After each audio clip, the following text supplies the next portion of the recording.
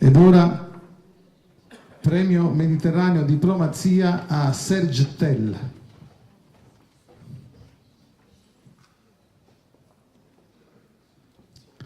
J'avais promis à l'ambassadeur fraternel ami Serge Tell d'être moi-même à lui remettre le prix.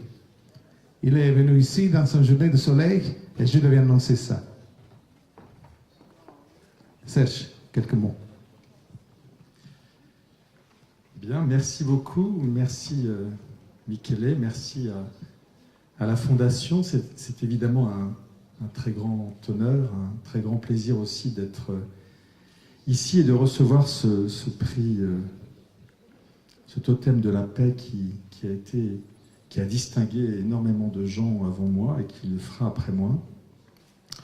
Je voudrais le partager puisque je comprends que c'est pour mon travail sur l'UPM.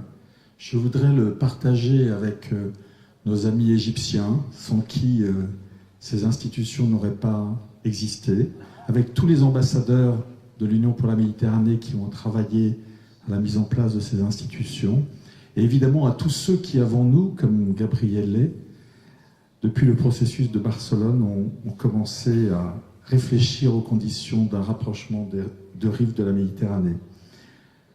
Je dois vous dire, en voyant toutes ces représentations, tous ces efforts faits et déployés par la société civile, mon émotion d'être distingué en même temps que vous.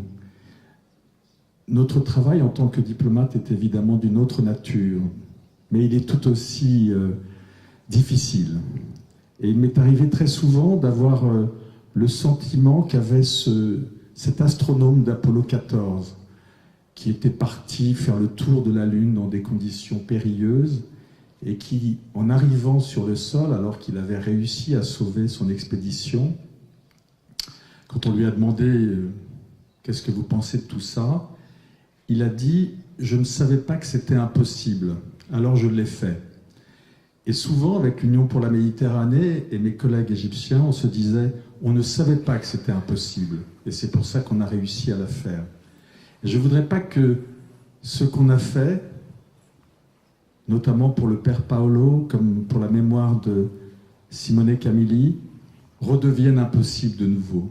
Donc notre responsabilité aujourd'hui, à vous tous, à nous tous, c'est de continuer à faire que ces institutions fonctionnent et que tout cela ne redevienne pas impossible.